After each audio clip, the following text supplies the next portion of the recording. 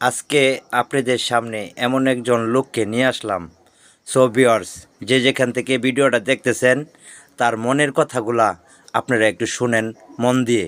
বলেন ভাই, আপনার কি সমস্যা? আমার সমস্যা বেশি কিছু না, একটা সমস্যাই শুধু। কি সমস্যা? জীবনে জীবনে ভাবছিলাম অনেক বড় কিছু হবে, কিন্তু হয়তো দারিদ্রতার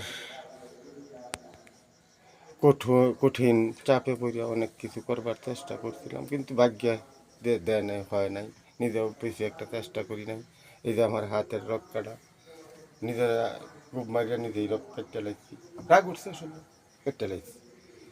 এই কি এই দিন পরে বুঝলাম বাবা মা অপরাধ করছে বা মাথা ডাইনাতে শাস্তি দিচ্ছে, এরকমই হবে কর্ম। আমি যেরকম কর্ম করছি এরকম ফল। আমি একজন অচল মান, এই যে আমার হাত অচল, রক্ষাটা। আচ্ছা, আপনি যে বললেন আপনার জল্পনা কল্পনা কি জানি একটা কথা বলছিলেন। আমার জল্পনা, আমি ভালোবাসছিলাম। কাকে? ভালোবাসছিলাম আমার নীলারে, নীলা? নীলা কে? আমার স্ত্রী, ওয়াইফ। ওয়াইফ? ও, প্রেম করে বিয়ে করছিলেন? জি, ও ইয়েস। আচ্ছা, সে এখন কোথায় আছে? সৌদি পাঠাইছিলাম, অনেক বড় কিছু হওয়ার লাগে, অনেক বড় কিছু হওয়ার লাগে। ও মানে আপনি আশা করছিলেন তাকে বিদেশ পাঠিয়ে দিয়ে লক্ষ লক্ষ টাকা ইনকাম করবেন, এটাই তো নাকি? না না না, কি? পাঠাইছি তারে বিদেশ, হ্যাঁ। যে কাজ করব। দেশে থাকতেও কাজ করছে, কাজ আচ্ছা আচ্ছা। করছে। আর যে হয়তো আমি রিক্সা চালাইছি, আচ্ছা আচ্ছা। রিক্সা চালাইছি, সংসার সেইভাবে আমি চালাইতে পারি নাই। এরপরেও আমার অনেক ভরসা দিছে যে আচ্ছা তুমি চিন্তা হইল না, তুমি কষ্ট করতে থাকো, আমি তো আছি, তোমার যথেষ্ট যতটুকু পারি আমি সহযোগিতা করা। ও মানে আপনি চাচ্ছিলেন যে আপনি দরিদ্র ফ্যামিলির ভিতরে, যে গরিব ফ্যামিলির ভিতরে তাকে যদি বিদেশ পাঠান তাহলে সে মেয়ে মানুষ বিদেশ গেলে তো 1 টাকাও লাগে না, ফ্রি ভিসা। সো আপনি গেলে তো 5-6 লাখ টাকা খরচ হবে, এই আমার হিসাবে তাকে বিদেশ আমার পাঠিয়েছিলেন এক নাকি? আমার একটাই কথা, কি সারা রাত কথা কইলেও শেষ হইতো না। আমি আমি চাইতেছি, আমি জীবনের এমন আমি কিছু চাই না, শুধু? আমি চাই আমার নীলা, ও, আমার শুধু নীলা। আপনি নীলাকে চান? হ্যাঁ হ্যাঁ হ্যাঁ। তো বারবার আপনি সবসময় আপনি শুধু নীলা নীলা জপেন আর নীলাকে অনেক মিস করতেছেন, তাই না? ইয়েস। তা সো আপনার নীলা কি আপনাকে ফোন দেয় না? না না, অনেক দিন ধরে কথা। কতদিন যাবৎ আনুমানিক? আনুমানিক 11 মাস। 11 মাস না? তাই সে সর্বমোট কতদিন হয়েছে বিদেশ গেছে? 4.5 বছর। 4.5 বছর।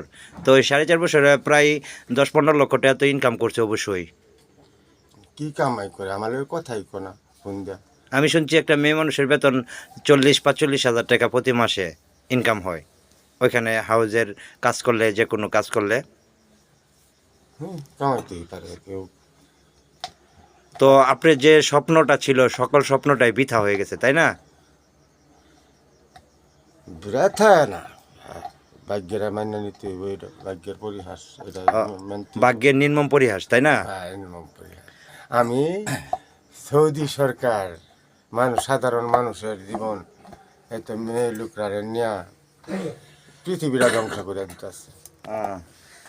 সো ভিউয়ার্স, আপনারা সৌদি যে সরকার, যেখান থেকে ভিডিওটা দেখতেছেন সৌদি বেশি বেশি সরকার শেয়ার করবেন। ইচ্ছা সো ভিউয়ার্স, করলে, আজকে হ্যাঁ। দেখতে পারলেন যে একজন মানুষের প্রতি কতটুকু ভালোবাসা, টান মহব্বত থাকলে সে তার জল্পনা কল্পনা শুধু একমাত্র নীলা। তো সো ভিউয়ার্স, আপনারা জানি না যে যেখান থেকে এই ভিডিওটা দেখতেছেন বেশি বেশি শেয়ার করবেন। সো ভিউয়ার্স, কার কার জীবনে এরকম ঘটনা ঘটেছে তা অবশ্যই কমেন্টের মাধ্যমে জানাবেন। আর একটা কথা বলতে চাই, ভালোবাসা এমনই একটি জিনিস, সে যতই দূরে থাকুক না কেন, শুধু বারবার সে যদি অনেক বিলাসিতার ভিতরেও থাকে, 5 তলা 10 তলার মাঝেও থাকে, তারপরেও শুধু মনে পড়বে সে ভালোবাসার মানুষের কথাটুকু। আর কত না স্মৃতি লুকিয়ে আছে তার মাঝে, তাকে তো দেখেই সবাই বুঝতেই পারছেন সে কতটুকু অসহায় তার ভালোবাসার মানুষকে না পেয়ে। সো ভিউয়ার্স, তার শূন্য জীবনে কিছুই চায় না, সে শুধু তার ভালোবাসার মানুষকে চায়। তো ভিউয়ার্স, তার জন্য সবাই দোয়া করবেন, আমার জন্য দোয়া করবেন, আপনাদের সকলের জন্য দোয়া করি। সকলেই ভালো থাকবেন, সুস্থ থাকবেন। আসসালামু আলাইকুম ওয়া রাহমাতুল্লাহি ওয়া বারাকাতুহু।